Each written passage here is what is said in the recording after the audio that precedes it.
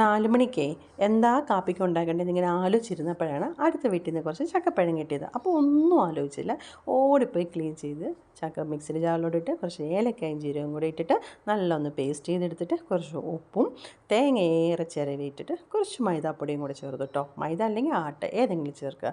ഏറെ ചക്കയും കുറച്ച് പൊടിയും കൂടി ഇട്ട് നല്ലോണം അങ്ങോട്ട് കൈ കൊണ്ട് അങ്ങോട്ട് നല്ലൊന്ന് വിരകി അങ്ങോട്ട് മിക്സ് ചെയ്തതിന് ശേഷം ഉണ്ടല്ലോ നല്ല ദോശക്കല്ല് അങ്ങോട്ട് ചൂടാകാൻ വെച്ചിട്ട് അതങ്ങോട്ട് പരത്താൻ തുടങ്ങി. നല്ല അട അങ്ങോട്ട് ഉണ്ടാക്കാൻ തുടങ്ങി. പണ്ട് കാലത്തൊക്കെ സ്കൂളിൽ പഠിച്ചുകൊണ്ടിരുന്ന സമയത്തെ സ്കൂളിലോട്ട് വരുമ്പം പ്രത്യേകിച്ച് സ്നാക്സോ കാര്യങ്ങളൊന്നും കാണില്ല കേട്ടോ. ഇങ്ങനത്തെ എന്തെങ്കിലുമൊക്കെയാണ് ഉണ്ടാക്കി തരാറ്. നല്ല നെയ്യൊക്കെ അങ്ങോട്ട് ഒഴിച്ച് എൻ്റെ അമ്മ ഉണ്ടാക്കി തരുമായിരുന്നു. ജോലിയെല്ലാം കഴിഞ്ഞ് വന്നിട്ട് ഞങ്ങൾ കയറി ചെല്ലുന്ന വിശന്നായിരിക്കും. 6 കിലോമീറ്റർ നടന്നാണ് ഞങ്ങൾ പോയി വരുന്നത്, ഒരു സൈഡ് മാത്രം. 12 കിലോമീറ്റർ ഒരു ദിവസം നടന്നു പോയി വന്ന്. അതൊക്കെ ഒരു നോസ്റ്റാൾജിയ ഓർക്കുമ്പോഴൊക്കെ ഉണ്ടല്ലോ. എത്ര വർഷം എന്നറിയാം കഴിച്ചിട്ട്. അപ്പം കട്ടൻ ചായയോടെ ഞാൻ കഴിക്കാൻ ബൈ ബൈ.